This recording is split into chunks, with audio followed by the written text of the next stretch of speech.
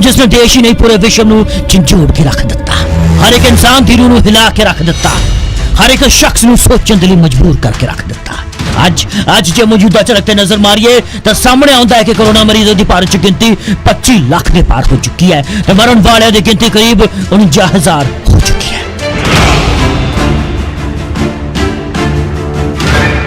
पर दरअसल अज असीं कोरोना मरीजों की गल नहीं करनी सगों योद्धियां की गल करन जा रहे हैं। अज दरअसल उन्हां दे नाल तुहानूं मिलवाउण जा रहे हैं जिन्हां ने अपनी जान की परवाह कीते बिना इंसानियत देश की सेवा की। अजिहे योद्धे जिन्हां नूं कहंदे ने कोरोना वारियर्स ते अज इन्हां दे लई दिलों निकलदा है कोरोना दे शूरवीर। ਜਦੋਂ पूरा देश सहम ते डर के माहौल च बैठा सी उदों कुछ लोग सन जिन्हां नूं सब दी फिक्र सी, जिन्हां नूं एक तांग सी लोकां दी सेवा दी। वो हर पल हर घड़ी हर एक इंसान दा साथ उन्हां नूं दित्ता। हुण आज़ादी दिहाड़े मौके उन्हां नूं याद करना तां बनदा ही है, उन्हां नूं वेखना सुनना बनदा है कि आखिर वो कौन सन जिन्हां ने अपनी जान की परवाह कीते बिना सब दा साथ दित्ता।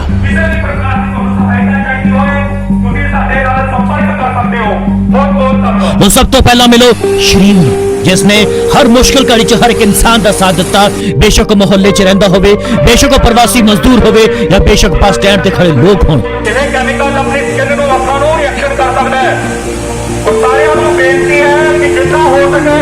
शरीम अपनी स्कूटरी यानी कि 2 व्हीलर ते अपने भोंपू यानी कि लाउड स्पीकर दे नाल निकल पैंदे ते बस मनुखता दी सेवा करते।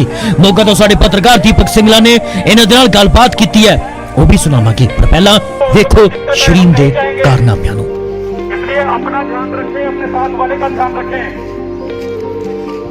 आप खुद देखें जिसका मुंह नहीं ढका उसको तो 25 लाख अमेरिका दे विच 25 लाख दे करीब हिस्सेदारी है।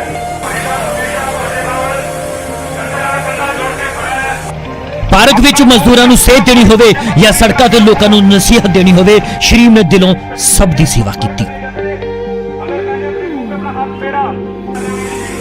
घर घर दे नाल शरीम ने दुकानदारां नूं भी जागरूक किया, हर तरह दे नाल सेध दित्ती, हर तरह दे नाल मदद की। यारां दोस्तां ने भी शरीम दा पूरा साथ दिता ते उसदे 2 पहिया वाहन ते बैठ स्प्रे वाली मशीन चुक के निकल पैंदे अते भोंपू नाल हुंदा। तो देखो एक चाहत शरीम किवें अपने स्पीकर दे नाल तैयार हुंदे अते शहर नूं जागरूक करदे।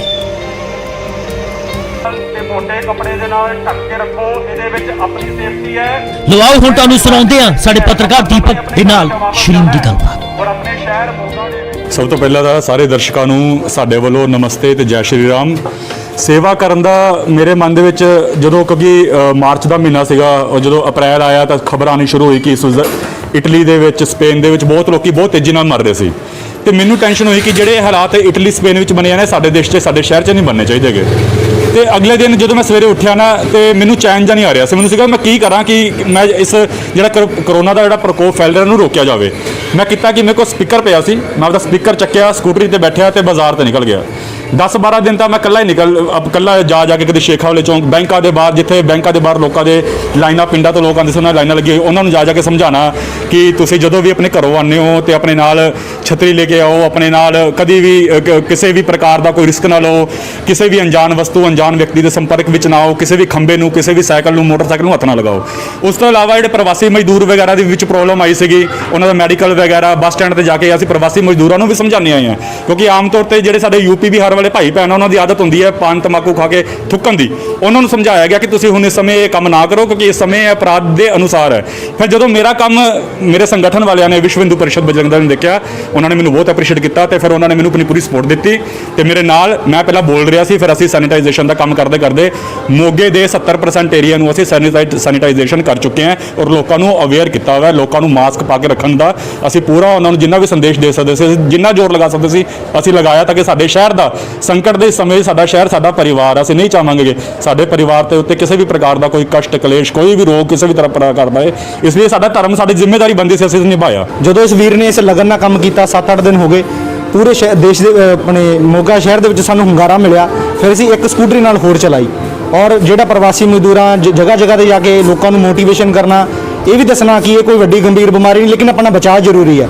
ਇੱਦਾਂ ਦੇ ਕਾਰਜ ਦੇ ਨਾਲ ਜਦੋਂ ਅਸੀਂ ਸੈਨੀਟਾਈਜ਼ ਕਰਦੇ ਸੀ ਸਾਨੂੰ ਪੂਰੇ ਸ਼ਹਿਰ ਨੇ ਬਹੁਤ ਸਹਿਯੋਗ ਦਿੱਤਾ ਕਿਉਂਕਿ ਅਸੀਂ ਅੱਜ ਦੀ ਉਮਰ ਦੇ ਵਿੱਚ ਸ਼ਹਿਰ ਦੇ ਵਿੱਚ ਸਮਾਜ ਸੇਵੀਆਂ ਦੀ ਅਗਰ ਦੇਖੀਏ ਤਾਂ ਬਹੁਤ ਬੱਚੇ हैं ਅਸੀਂ ਹਜੇ ਨਵੀਂ ਸਮਾਜ ਸੇਵਾ ਹੀ ਸ਼ੁਰੂ ਕੀਤੀ ਹੈ। ਸਮਾਜ ਦੇ ਵਿੱਚ ਵਿਚਰਦੇ ਸੀ, ਲੇਕਿਨ ਕਦੇ ਮੀਡੀਆ ਦੇ ਟੱਚ ਵਿੱਚ ਨਹੀਂ, ਕਦੇ ਇਦਾਂ ਦਾ ਵੀ ਕਾਲ ਆਊਗਾ ਅਸੀਂ ਸੇਵਾ ਕਰਾਂਗੇ, ਕਦੇ ਅਸੀਂ ਸੋਚਿਆ ਨਹੀਂ ਸੀ।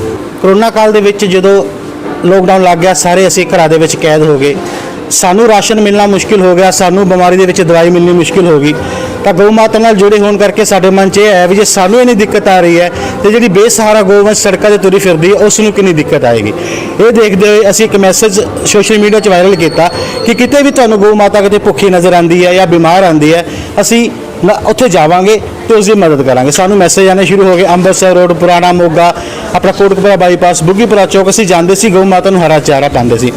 ਅਸੀਂ ਇਨਸਾਨ ਹੋਣ ਦੇ ਨਾਲ ਗਊ ਮਾਤਾ ਦੇ ਨਾਲ ਜੁੜੇ ਹੋਣ ਦੇ ਨਾਲ ਸਾਡਾ ਧਰਮ, ਸਨਾਤਨ ਧਰਮ ਸਾਨੂੰ ਜੀਵਾਂ ਦੀ ਸਹਾਇਤਾ ਕਰਨਾ ਸਿਖਾਉਂਦਾ। ਸਾਨੂੰ ਡੋਗ ਬਾਰੇ ਵੀ ਫੋਨ ਆਉਣ ਲੱਗ ਗਏ। ਅਸੀਂ ਰੋਜ਼ 10 ਕਿਲੋ ਦਹੀਂ ਬ੍ਰੈਡ ਲੈ ਕੇ ਅਸੀਂ ਡੋਗ ਨੂੰ ਜਿੱਥੇ ਤੇ ਸਾਨੂੰ ਬੱਚੇ ਦਿਖਦੇ ਸੀ ਅਸੀਂ ਪਾਉਂਦੇ ਸੀ। ਉਸ ਤੋਂ ਇਲਾਵਾ ਜੇ ਕਿਤੇ ਗਊ ਮਾਤਾ ਦੇ ਕੋਈ ਸੱਟ ਵੱਜ ਜਾਂਦੀ ਸੀ ਉਸ ਨੂੰ ਅਸੀਂ ਉਸ 'ਤੇ ਹੀ ਸਹਾਇਤਾ ਪ੍ਰਦਾਨ ਕਰਦੇ ਸੀਗੇ। ਜੇ ਗਊ ਮਾਤਾ ਜ਼ਿਆਦਾ ਗੰਭੀਰ ਹੁੰਦੀ ਸੀ ਤਾਂ ਅਸੀਂ ਉਹਨੂੰ ਸ਼੍ਰੀ ਮਹੇਸ਼ ਗੋਦਾਮ ਬੁੱਕਣ ਵਾਲਾ ਰੋਡ ਲੈ ਕੇ ਜਾਂਦੇ ਸੀ। ਸੋ ਯੋਧਿਆਂ ਦਾ ਕਿੱਸਾ ਅਜੇ ਖਤਮ ਨਹੀਂ, ਬਾਕੀ ਹੈ। ਸੁਣਨਾ ਚਾਹੀਦਾ ਸਭ ਨੂੰ ਤਾਂ ਜੋ ਪ੍ਰੇਰਨਾ ਮਿਲ ਸਕੇ, ਸ਼ਕਤੀ ਮਿਲ ਸਕੇ, ਸਾਹਸ ਮਿਲ ਸਕੇ ਤੇ ਸੇਧ ਮਿਲੇ। ਸਾਡੇ ਦੂਜੇ ਪੱਤਰਕਾਰ ਉਮੇਸ਼ ਨੇ ਕੁਝ ਅਜਿਹੇ ਹੀ ਯੋਧਿਆਂ ਦੇ ਨਾਲ ਗੱਲਬਾਤ ਕੀਤੀ ਹੈ। शुरुआत हुई थी कोरोना की और आप लोगों का ये रोल इतना इंपॉर्टेंट है कि एक एक घर जाकर आपको छानना पड़ता है। ਹਾਂਜੀ, ਅਸੀਂ ਜਦੋਂ ਹੀ ਸਾਨੂੰ ਕਮਿਸ਼ਨਰ ਆਫਿਸ ਤੋਂ ਮੈਸੇਜ ਮਿਲਦਾ, ਸਾਡੀ ਟੀਮ 10 ਜਾਂ 15-20 ਮਿੰਟ ਤੱਕ ਉਸ ਏਰੀਏ ਦੇ ਵਿੱਚ ਪਹੁੰਚ ਜਾਂਦੀ ਹੈ, ਜੋ ਕਿ ਉਸ ਏਰੀਏ ਨੂੰ ਦੇਖ ਕੇ ਉਹਨਾਂ ਘਰਾਂ ਨੂੰ ਕੁਆਰੰਟਾਈਨ ਕੀਤਾ ਜਾਂਦਾ ਜੀ। ਹਾਂਜੀ, ਬਾਪੂ ਧਾਮ ਦੇ ਵਿੱਚ ਇੰਨਾ ਬੁਰਾ ਹਾਲ ਸੀਗਾ ਕਿ ਉਸ ਨੂੰ ਸਾਡੇ ਕਮਿਸ਼ਨਰ ਸਾਹਿਬ ਨੇ, ਸਾਡੀ ਟੀਮ ਨੇ ਬੜੀ ਸੇਫਲੀ, ਸਾਡੇ ਐਸਡੀਐਮ ਸਾਹਿਬ ਨੇ ਬੜੀ ਸੇਫਲੀ ਉਸ ਨੂੰ ਬਾਪੂ ਧਾਮ ਨੂੰ ਬਾਪੂ ਧਾਮ ਵਿੱਚ ਕਰੋਨਾ ਨੂੰ ਕਾਫੀ ਹੱਦ ਤੱਕ ਸਾਫ਼ ਕਰ ਦਿੱਤਾ ਜੀ। ਸੋ ਇਹ ਉਹ ਟੀਮ ਹੈ ਜੋ ਚੰਡੀਗੜ੍ਹ 'ਚ ਰਹਿ ਕੇ ਕੋਰੋਨਾ ਮਰੀਜ਼ਾਂ ਨੂੰ ਕੁਆਰੰਟਾਈਨ ਕਰਦੇ ਸਨ। ਇਸ ਟੀਮ ਦੇ ਨਾਲ ਉਮੇਸ਼ ਨੇ ਹਰ ਇੱਕ ਪਹਿਲੂ ਤੋਂ ਜਾਣਕਾਰੀ ਹਾਸਲ ਕੀਤੀ ਜੋ ਹੁਣ ਤੁਹਾਡੇ ਨਾਲ ਸਾਂਝੀ ਕੀਤੀ ਜਾ ਰਹੀ ਹੈ। आजकल जो न्यूज़ वगैरह में देख रहे हैं क्या हाल है, क्या हो रहा है क्या नहीं, उस हिसाब से फैमिली वाले भी डरे, लेकिन नहीं, हमने अपने देश के लिए कुछ करना है। जो देशवासी है हमने उनको इस बीमारी से मुक्त कराना भी कैसे, वो हमारे जो देश है शहर के लोग अभी इस बीमारी की चपेट में ना आए, वो इससे बचे। हम लोग घर में जाते हैं, उनको क्वारंटाइन करते हैं, उनको बताते हैं भी कैसे आपने सेफली रहना है और कैसे अपने आप को इस बीमारी से बचाना है। नहीं, बच्चे तो फिलहाल हमसे दूर रहते हैं, हमने अपना अलग सेपरेट रूम घर पे कर रखा है, वहीं अलग से जाते हैं, वहीं बैठते हैं, खाते पीते हैं और वहीं बाहर से बाहर निकल जाते हैं ड्यूटी के लिए। दूर से देखते होंगे बच्चे? बस दूर से ही देखते हैं। बच्चे भी हमारे पास आने के लिए रोते हैं, भी पापा आते हैं और ऊपर चले जाते हैं, हमसे बात नहीं करते, मिलते नहीं इतने ज़्यादा, घुलते मिलते नहीं। अब यही बच्चों की तरफ भी देखना पड़ता थोड़ा सा, लेकिन फिर भी सबसे पहले अपना देश, अपने शहर के वासी है। कुछ तो वैसे ही एक ऐसी बीमारी है जिसका अभी तक वैक्सीन भी नहीं आया, तो इसलिए जब परिवार सपोर्ट करता है तो हमें ताकत मिलती है कि हाँ, हम आगे जाएं और लोगों को बचाएं।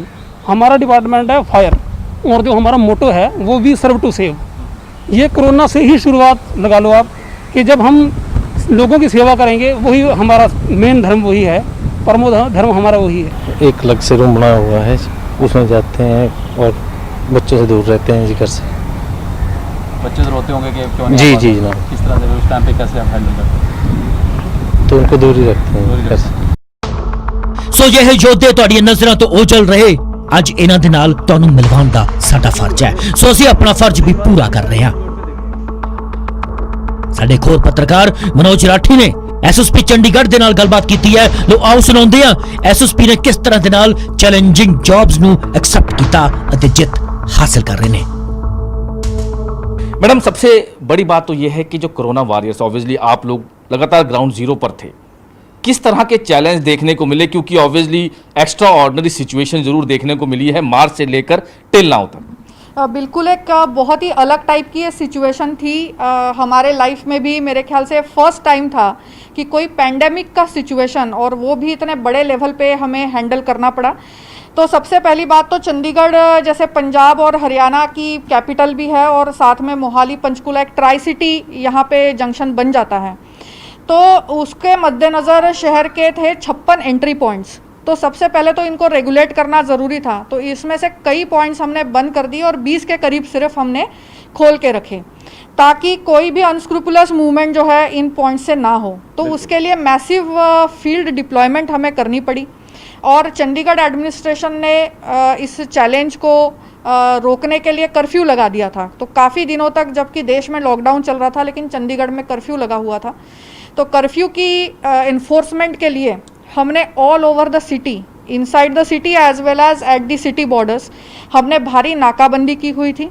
और जो मार्केट्स में कुछ टाइमिंग्स इन्होंने अलाउ किया था, कंसेशन दिया था कर्फ्यू में से, उस टाइमिंग में भी सोशल डिस्टेंसिंग को मेंटेन रखने के लिए हर एक मार्केट एरिया में, हर एक मोहल्ले में पुलिस की वहाँ पे डिप्लॉयमेंट थी। तो एक नॉर्मल पुलिसिंग से, जो prevention and detection of crime है, उससे बहुत ही अलग टाइप का यहाँ पे पुलिस को ड्यूटी निभाना पड़ा। मैम, इसमें इसके अलावा कंटेनमेंट जोन सबसे हैवी चैलेंज तो वहाँ था कि उनको किस तरह से मॉब को, क्योंकि मोस्टली स्लम एरिया में देखा गया, बापूधाम कॉलोनी सबसे ज़्यादा कंटेनमेंट जोन था, उसको किस तरह से हैंडल किया? कंटेनमेंट जोन सबसे बड़ा चैलेंज रहा इस टाइम पे, क्योंकि एक तो ये कंसेप्ट बड़ा ही अलग था। तो सबसे पहले तो लोगों को समझाना कि कंटेनमेंट जोन का मतलब क्या है, अंदर कैसे रहना है। उसके लिए कंटेनमेंट जोन्स में हमने हर एक गली गली में बापूधाम कॉलोनी के स्पीकर लगाए, और जो भी हमें पब्लिक को बताना होता था वो हम स्पीकर के थ्रू अनाउंसमेंट करते थे और पूरे कॉलोनी में उस बात को पहुंचाते थे। बट लोगों में बहुत ज़्यादा स्ट्रेस, डिप्रेशन और बहुत ज़्यादा मानसिक रूप से तनाव जो है देखा गया। उनको परेशानियों का सामना डेफिनेटली करना पड़ा, इसमें कोई दो राय नहीं है। लेकिन यहाँ पे पुलिस और प्रशासन की जॉइंट टीम बनाई गई और वो 24 घंटे वहाँ पे मौजूद रहते थे। मेडिकल हेल्प वहाँ मौजूद। एक चीज इसमें देखी गई है कि खाने पीने की ऑब्वियसली सारा बंद कर दिया गया था, तो आप लोगों ने, छोटे छोटे बच्चों ने बैनर्स भी लगाए थे जब आपने उनको कॉपी पेंसिल जो है वो डिस्ट्रीब्यूट। यस, बिल्कुल, उन्होंने बैनर लगाया था, पढ़ेगा इंडिया तभी तो बढ़ेगा इंडिया, तो हमें कॉपी पेन पेंसिल दो। तो हमने वो भी जो है उनको बच्चों को प्रोवाइड करवाया। और कई वहाँ पे गरीब परिवार रहते थे, उन सभी को जितने दिन वो कंटेनमेंट जोन में रहे हैं उतने दिनों के लिए राशन पानी, कई बार कुक्ड फूड जो भी जो है वो प्रोवाइड किया गया। और इसमें भी मैं बताना चाहूँगी कि प्रशासन और पुलिस की जॉइंट टीमें और साथ में वॉलेंटियर्स का बहुत बड़ा रोल वहाँ पे रहा है। केवल प्रशासन या पुलिस के बस की बात नहीं थी इतने बड़े लोगों को केटर कर पाना। तो चंडीगढ़ में बहुत लोग एज अ वॉलेंटियर सामने आए और बहुत समाज सेवी सामने आए। सो एसएसपी ने बड़ी ईमानदारी दे नाल दस्सिया कि ना सिर्फ पुलिस ना प्रशासन सगों वॉलंटियर्स ने भी बेहद शिद्दत दे नाल मदद की ते हर वर्ग का ध्यान रखा। बहरहाल साडे पत्रकार मनोज राठी ने चंडीगढ़ नगर निगम के कमिश्नर के यादव दे नाल भी गलबात की है। लो आओ सुनाते हैं। यारो सर, क्योंकि अब एक्स्ट्रा ऑर्डिनरी टाइम था, ऑब्वियसली फर्स्ट टाइम सिचुएशन आपके सामने भी आई होगी कि किस तरह से लोगों को दिक्कतें हो रही थी कोरोना काल में, आपके लिए किस तरह से चैलेंज रहा और कैसे कैसे आपने जो है वो मेंटेन किया? कंटेनमेंट जोन, बफर जोन भी रहा। देखिए, ये बिल्कुल सही बात है कि कोरोना अपने आप में एक ऐसी चीज़ थी जिसके बारे में शायद पहले कभी किसी ने जो है सोचा नहीं था। पेंडेमिक आई और उसमें लोगों का सहयोग इस चीज़ पे मिला कि उन्होंने लॉकडाउन को फॉलो किया, अपने घरों में रहे। लेकिन जब लोग अपने घर में रहते हैं तो उन्हें बहुत सारी चीज़ों को सामना भी करना पड़ता है और ज़रूरत भी होती है।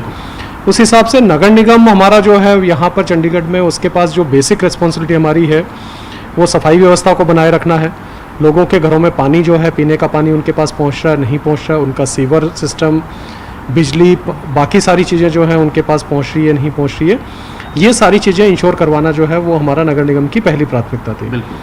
उसके साथ साथ जो है वो नगर निगम को ये भी जो है वो देखना था कि किस तरीके से जो पब्लिक प्लेसेस हो गए या ऑफिसर्स जो हमारे गवर्नमेंट ऑफिसर्स हो गए उनके अंदर, या जो शॉप्स खुली थी एसेंशियल सप्लाईज की, उनके ऊपर आगे से आगे जो है वो कोरोना का वायरस ना फैले, इसके लिए किस तरीके से उनको सैनिटाइज करना है।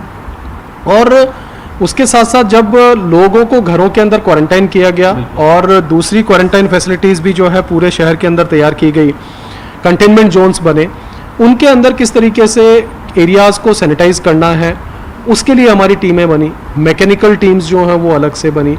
तो ये सारी चीज़ें जो हैं वो हम लोगों ने देखी। सर, कई चीज़ें लेकर भी आए, जैसे आपने जो एक पानी का वो पूरे पैर से जो है वो कि पैडल ही या हाथ में नहीं, जो मंडी एक बहुत बड़ी आपके लिए चैलेंज था, क्योंकि मंडी में ऑब्वियसली बहुत लोग आते हैं, उसके लिए भी आपने काफ़ी। देखिए, नगर निगम के पास एक और जो ज़रूरी चीज़ों की जिम्मेवारी जो थी, उसके अंदर हमारे लोगों के घरों पर या लोगों को इसेंशियल सप्लाईज पहुंचाना बहुत ज़रूरी था।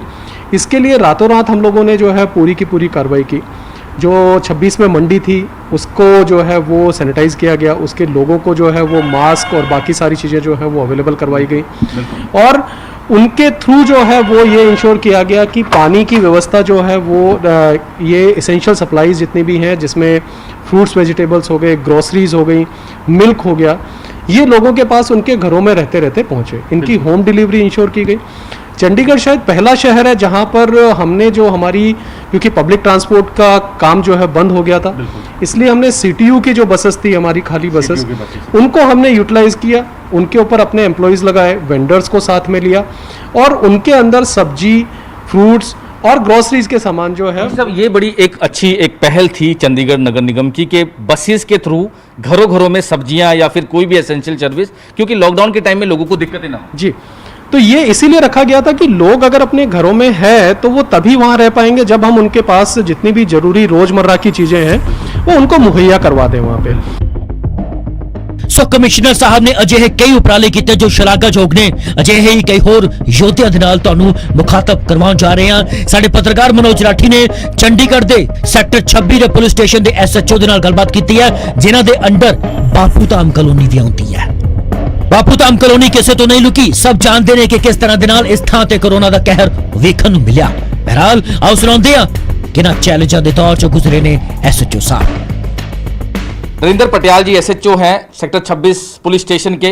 नरेंद्र सर, क्योंकि सिचुएशन बड़ी एक्स्ट्रा ऑर्डिनरी थी, कंटेनमेंट जोन था बापू धाम, लगातार केसेस आ रहे थे, लोगों में एक डर का माहौल था, किस तरह से चैलेंज आपके लिए रहे, कैसे कैसे आपने काम किया? लॉ एंड ऑर्डर की बात करें, जो स्लम्स एरिया में लोग थे उनकी दिक्कतें थी, कई ऐसी चीज़ें सामने आई, किस तरह से आपने हैंडल किया और क्या क्या चैलेंजेस आपके सामने थे?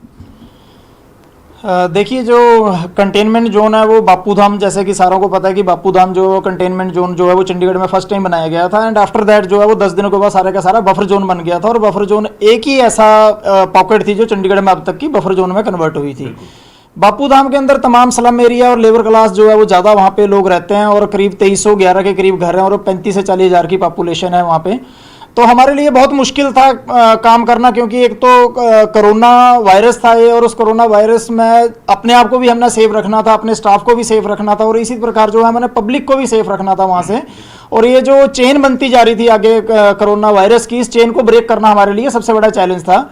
तो इनकी जो कॉन्टैक्ट ट्रेसिंग थी उसमें हमारे को बहुत ज़्यादा जो है चैलेंजेस आते थे कि क्योंकि कॉलोनी थी, एक आदमी अगर 2 से मिला था, 4 से मिला था, तो वो बहुत बड़ी दिक्कत आ रही थी। लेकिन हेल्थ डिपार्टमेंट ने, यूटी एडमिनिस्ट्रेशन की जो टीम्स वहाँ पे लगी हुई थी, एसडीएम ईस्ट साहब जो लगे हुए थे, हमारे यूटी पुलिस के जो सीनियर ऑफिसर्स थे, उनकी तरफ से हमारे को बहुत टाइम टू टाइम जो है वो हेल्प मिलती रही है, जो भी हमारे को रिक्वायर्ड थी। तो चैलेंजेस तो कई तरह के आए थे। जैसे शुरू में ये कंटेनमेंट जोन घोषित कर दिया गया था, कंटेनमेंट के एक हफ्ते बाद जो इसको बफर जोन में कन्वर्ट कर दिया गया था। ठीक है। बफर जोन में क्या होता है कि कोई भी आदमी बाहरी जो अंदर नहीं जा सकता है, सिर्फ एक एडमिनिस्ट्रेशन के लोग, पुलिस या हेल्थ वाले ही अंदर जा रहे थे। कोई एनजीओ वहाँ पे जाके हेल्प नहीं कर पा रही थी, कोई और जो समाज सेवी संस्थाएं वो हेल्प नहीं कर पा रही थी। जो भी करना था हमें ही करना था। जो स्टार्टिंग थी, स्टार्टिंग में लोगों की जो है 10 दिन बाद ही दिक्कत ये आनी शुरू हो गई थी कि उनके पास राशन नहीं है। तो सबसे पहले तो उन लोगों को हमने राशन प्रोवाइड करवाना शुरू करवाया। उसके बाद एडमिनिस्ट्रेशन की तरफ से भी 2 बार राशन जो है वो उनको प्रोवाइड करवाया गया था। जैसे जैसे हमने ये राशन की दिक्कत उनकी ख़त्म करी, फिर जब 10 दिन 15 दिन लोग घरों में बंद हो गए थे, उनकी मेडिकल के इशू जो है सामने आने लगे, क्योंकि कई डायबिटीज़ के पेशेंट थे, किसी को टीबी थी, किसी को और बीमारियां थी, डायलिसिस होते थे बहुत से लोगों को, उनको बाहर ले जाना होता था। और सबसे बड़ी दिक्कत ये थी कि हम ना तो पुलिस की एम्बुलेंस में उनको बाहर ले जा सकते थे और ना ही प्रशासन की एम्बुलेंस में। कोविड की एम्बुलेंस आती थी, बाकायदा उनका पहले टेस्ट किया जाता था कि वो पॉजिटिव है या नेगेटिव है, उसके बाद उनकी बीमारी का इलाज होता था। तो ये ऐसे ऐसे बहुत चैलेंजेस आए हमारे सामने जो है। इसके अलावा लॉ एंड ऑर्डर की सिचुएशन, जैसे आपने बताया 35 से 40 हज़ार, पूरा आपने बैरिकेटिंग लगा थी, ना कोई अंदर जाएगा ना कोई बाहर आएगा, पूरा दिन पूरी रात। ऑब्वियसली आपको भी देखा है, पूरा दिन पूरी रात लोगों को खाना बांटते हुए। छोटे छोटे बच्चों ने भी बैनर्स वहाँ पे लगाए थे, उनकी भी कोई डिमांड थी? देखिए, लॉ एंड ऑर्डर की जहाँ तक हम बात करें तो लोगों के साथ हमने अच्छा रास्ता बना लिया था। मुझे भी कुछ ही दिन हुए थे यहाँ पे एसएचओ लगे हुए, लेकिन उनके साथ अच्छे कॉन्टैक्ट्स बन गए थे, तो लॉ एंड ऑर्डर की इतनी ज़्यादा कोई हमें प्रॉब्लम नहीं आई थी। लेकिन जो आप बच्चों की डिमांड्स की बात कर रहे हैं तो वो जरूर सामने आई थी। जो पहला हमारा कंटेनमेंट जोन बना था, तो जब मैं एक बार सुबह सुबह वहाँ पर गया तो हमने देखा, जो हमने जो बैरिकेटिंग की हुई थी उसके ऊपर छोटे छोटे बच्चों ने प्ले कार्ड लगा दिए थे कि हमारी मांगे पूरी करो, हमें कॉपी किताब दो, पढ़ेगा इंडिया तो बढ़ेगा इंडिया। बिल्कुल। तब जाके हमें पता चला कि बच्चों की क्लासेस जो है वो ऑनलाइन शुरू हो गई हैं आफ्टर मार्च, और बच्चों को जो है नोटबुक की बहुत ज़्यादा सख्त ज़रूरत है। तो उनकी ज़रूरत को देखते हुए मैंने अपनी तरफ से खुद से या हमारे एसएसपी मैम ने और सीनियर ऑफिसर्स ने मुझे फाइनेंशियली भी हेल्प करी थी, पैसे भी मुझे दिए थे रिवार्ड के तौर पर, और मेरे दोस्तों ने भी मदद करी। तो उनसे हमने जो है वो नोटबुक बच्चों के लिए खरीदी, स्टेशनरी हमने बच्चों के लिए खरीदी, और बाकायदा पीपी किट पहन के अपने स्टाफ के साथ जाके जो है हम सारा दिन बच्चों के डोर स्टेप पे जाके जो है उनको जो है ये नोटबुक मुहैया करवाते थे, ताकि बच्चों को किसी तरह घर के अंदर कंटेन करके रखा जा सके। ਹੁਣ ਤੁਹਾਨੂੰ ਵਿਖਾਉਂਦੇ ਆ ਔਰ ਮਿਲਵਾਉਂਦੇ ਆ ਪਟਿਆਲਾ ਦੇ ਨਾਇਬ ਤਹਿਸੀਲਦਾਰ ਦੇ ਨਾਲ ਜੋ ਡਿਊਟੀ ਦੇ ਦੌਰਾਨ ਕਰੋਨਾ ਪੋਜ਼ਿਟਿਵ ਹੋ ਗਏ ਸਨ, ਪਰ ਜਦੋਂ ਠੀਕ ਹੋਏ ਫਿਰ ਡਿਊਟੀ ਤੇ ਆ ਗਏ ਲੋਕਾਂ ਦੀ ਮਦਦ ਕਰਨ। ਸਾਡੇ ਪੱਤਰਕਾਰ ਮਨੋਜ ਸ਼ਰਮਾ ਨੇ ਇਹਨਾਂ ਦੇ ਨਾਲ ਗੱਲਬਾਤ ਕੀਤੀ। ਕਰੋਨਾ ਸੰਸਕਾਰ ਕਰਾਏ, ਕੁਝ ਏਰੀਏ ਜਿੱਥੇ ਕੇਸ ਜ਼ਿਆਦਾ ਪਾਏ ਗਏ ਮਾਈਕਰੋ ਕੰਟੇਨਮੈਂਟ ਜ਼ੋਨ ਅਸੀਂ ਬਣਾਏ ਨੇ, ਉਹ ਅਸੀਂ ਮੌਕੇ ਤੇ ਜਾ ਕੇ ਏਰੀਏ ਦੇ ਵਿੱਚ ਜਾ ਕੇ ਅਸੀਂ ਬਣਾਏ, ਜਿੱਥੇ ਕਿ ਕਰੋਨਾ ਦੇ ਕੇਸਾਂ ਦੀ ਟੈਸਟਿੰਗ ਕਰਾਈ, ਰਿਪੋਰਟਿੰਗ ਲਈ ਸਾਰੇ ਕੇਸ ਬਣਾ ਕੇ ਸੈਂਪਲਿੰਗ ਹੋਈ। ਇਹ ਸਾਰੇ ਅਸੀਂ ਆਪਣੀ ਮੌਜੂਦਗੀ ਦੇ ਵਿੱਚ ਉੱਥੇ ਖੜ ਕੇ ਕਰਾਏ। ਪੁਲਿਸ ਮਹਿਕਮਾ, ਹੈਲਥ ਡਿਪਾਰਟਮੈਂਟ, ਇਹ ਸਾਰੇ ਸਾਡੇ ਨਾਲ ਉੱਥੇ ਮੌਕੇ ਤੇ ਮੌਜੂਦ ਰਹੇ ਨੇ। ਹਾਂ, ਇਸ ਦੌਰਾਨ ਡਿਊਟੀ ਕਰਦੇ ਹੋਏ ਮਤਲਬ ਜਿਸ ਦਿਨ ਮੇਰੀ ਰਿਪੋਰਟ ਆਈ ਤੇ ਪਾਇਆ ਗਿਆ ਕਿ ਮੈਂ ਪੋਜ਼ਿਟਿਵ ਸੀਗਾ, ਉਸ ਤੋਂ ਬਾਅਦ ਮੈਨੂੰ 17 ਦਿਨ ਜਿਹੜਾ ਹੈ ਆਈਸੋਲੇਸ਼ਨ ਦੇ ਵਿੱਚ ਰੱਖਿਆ ਗਿਆ। 17 ਦਿਨ ਤੋਂ ਬਾਅਦ ਜਦੋਂ ਮੈਨੂੰ ਮੇਰਾ ਪੀਰੀਅਡ ਖਤਮ ਹੋਇਆ, ਨੈਕਸਟ ਡੇ ਮੈਂ ਆਪਣੀ ਡਿਊਟੀ ਜੁਆਇਨ ਕੀਤੀ। ਜਿਸ ਤਰ੍ਹਾਂ ਕਿ ਪਹਿਲਾਂ ਕਰੋਨਾ ਦੀ ਡਿਊਟੀ ਜਾਂ ਹੋਰ ਜਿਹੜੀਆਂ ਸਾਡੇ ਸਰਕਾਰੀ ਸੇਵਾਵਾਂ ਨੇ ਉਹ ਚੱਲ ਰਹੀਆਂ ਸੀ, ਉਹੀ ਮੈਂ ਉਸ ਤੋਂ ਬਾਅਦ ਸ਼ੁਰੂ ਕੀਤੀਆਂ ਤੇ ਅੱਜ ਵੀ ਅਸੀਂ ਉਹ ਕਰ ਰਹੇ ਹਾਂ। ਹੁਣ ਵੀ ਸ਼ਹਿਰ ਦੇ ਵਿੱਚ ਰਾਗੋ ਮਾਜਰਾ ਏਰੀਆ ਹੋ ਗਿਆ, ਕੜਾਹ ਵਾਲਾ ਚੌਂਕ ਹੋ ਗਿਆ, ਇੱਥੇ ਕੇਸਾਂ ਦੀ ਗਿਣਤੀ ਕਾਫੀ ਜ਼ਿਆਦਾ ਆਈ ਹੈ ਸਾਹਮਣੇ, ਤੇ ਉਹਦੇ ਵਿੱਚ ਹੁਣ ਅਸੀਂ ਮਤਲਬ ਕੰਟੇਨਮੈਂਟ ਜ਼ੋਨ ਬਣਾਇਆ ਸਾਰਾ। ਸੋ ਅਜਿਹੇ ਕਈ ਹੋਰ ਕਰੋਨਾ ਯੋਧੇ ਨੇ ਜਿਨ੍ਹਾਂ ਨੇ ਸਮਾਜ ਦੇ ਲਈ, ਦੇਸ਼ ਦੇ ਲਈ ਆਪਣੇ ਫਰਜ਼ ਨਿਭਾਏ ਨੇ। ਨਿਊਜ਼ 18 ਇਹਨਾਂ ਨੂੰ ਦਿਲੋਂ ਸਲਾਮ ਕਰਦਾ ਹੈ। ਚੰਡੀਗੜ੍ਹ ਨਿਊਜ਼ ਡੈਸਕ ਤੋਂ ਨੀਰਜ ਬਾਲੀ ਦੇ ਨਾਲ, ਮੋਗਾ ਤੋਂ ਦੀਪਕ ਸ਼ਰਮਾ, ਚੰਡੀਗੜ੍ਹ ਤੋਂ ਹੀ ਮਨੋਜ ਰਾਠੀ ਦੇ ਨਾਲ, ਉਮੇਸ਼ ਸ਼ਰਮਾ ਦੇ ਨਾਲ ਬਿਊਰੋ ਰਿਪੋਰਟ, ਨਿਊਜ਼ 18 ਪੰਜਾਬ।